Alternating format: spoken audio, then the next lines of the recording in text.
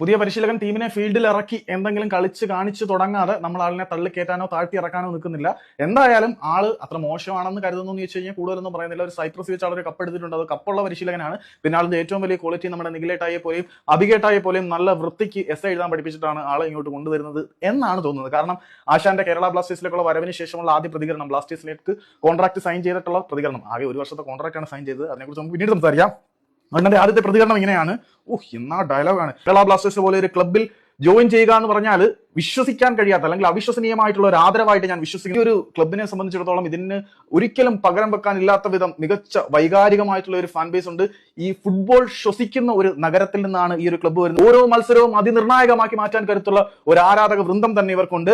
ഇന്നത്തെ പ്രതീക്ഷകളെല്ലാം വളരെ വ്യക്തമാണ്. ഈ ഒരു ക്ലബ്ബ് തീർച്ചയായിട്ടും വിജയങ്ങൾ അർഹിക്കുന്നുണ്ട്. നമ്മൾ ഒരുമിച്ച് ആ ലക്ഷ്യങ്ങൾക്ക് വേണ്ടി പിന്തുടരുക. ആ ലക്ഷ്യങ്ങളെ നമ്മൾ ഒരുമിച്ച് പിന്തുടരും. നമ്മളുടെ കയ്യിലുള്ളതെല്ലാം വെച്ച് നമ്മൾ വിജയത്തിന് വേണ്ടി പിന്തുടർന്നുകൊണ്ടിരിക്കും. അതായത് നമ്മൾക്ക് ആവശ്യമുള്ളത് എന്താണോ അതിനെ നമ്മൾ നമ്മളുടെ കയ്യിൽ എന്തെല്ലാം ഉണ്ടോ അതെല്ലാം വെച്ച് ചേസ് ചെയ്തുകൊണ്ടിരിക്കും.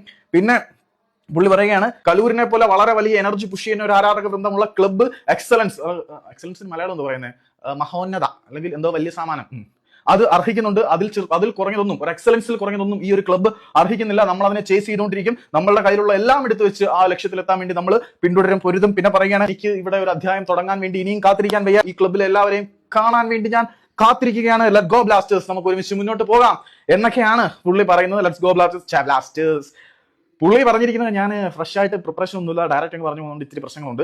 പുള്ളി പറഞ്ഞിരിക്കുന്നത് എന്താണെന്ന് വെച്ചാൽ, കേരള ബ്ലാസ്റ്റേഴ്സ് എന്ന് പറയുന്ന ക്ലബ്ബിൽ ജോയിൻ ചെയ്യുക എന്ന് പറയുന്നത് അവിശ്വസനീയമായിട്ടുള്ള ഒരു ആദരവായിട്ട് ഞാൻ കണക്കിലെടുക്കുന്നു. കേരള ബ്ലാസ്റ്റേഴ്സിനെ പോലെ ഒരു ക്ലബ്ബ് എന്ന് പറഞ്ഞാൽ ഒരിക്കലും പകരം വെക്കാനില്ലാത്ത വളരെയധികം വൈകാരികതയുള്ള ആരാധകരുടെ, ഫുട്ബോളിനെ ശ്വാസം പോലെ ശ്വസിക്കുന്ന ജനങ്ങളുടെ നാട്ടിൽ നിന്നുള്ള ക്ലബ്ബാണ്. ഈ കരുത്തുറ്റ ആരാധക വൃന്ദം ഓരോ മത്സരത്തിനെയും വളരെ സ്പെക്ടാക്കിളിന്റെ മലയാളം കരു പോലെ വളരെ ക്രൂഷ്യലായിട്ടുള്ള ഒരു സംഭവമാക്കി മാറ്റുന്നുണ്ട്. ഓരോ മത്സരത്തിനെയും ക്രൂഷ്യലാക്കി മാറ്റുന്നുണ്ട്. പിന്നെ പറയുകയാണ്, ഈ കേരള ബ്ലാസ്റ്റേഴ്സിലേക്ക് വരുമ്പോൾ ഇവിടുത്തെ ലക്ഷ്യം വളരെ ക്ലിയർ ആണ്. ഇത്രയും മഹത്തായ ആരാധകരൊന്നും എക്സലൻസിൽ കുറഞ്ഞതായിട്ടൊന്നും അർഹിക്കുന്നില്ല.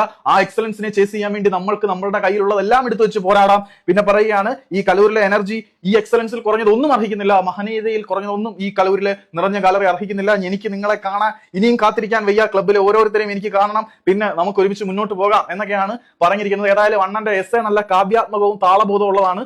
സോ പരിശീലകനെ വില കുറച്ചൊന്നും പറയാൻ നിൽക്കുന്നില്ല. ആളിന്റെ എസ്സേ റൈറ്റിംഗ് സ്കില്ല് കിടിലമാണെന്ന് ആദ്യത്തെ പ്രതികരണത്തിൽ നിന്നും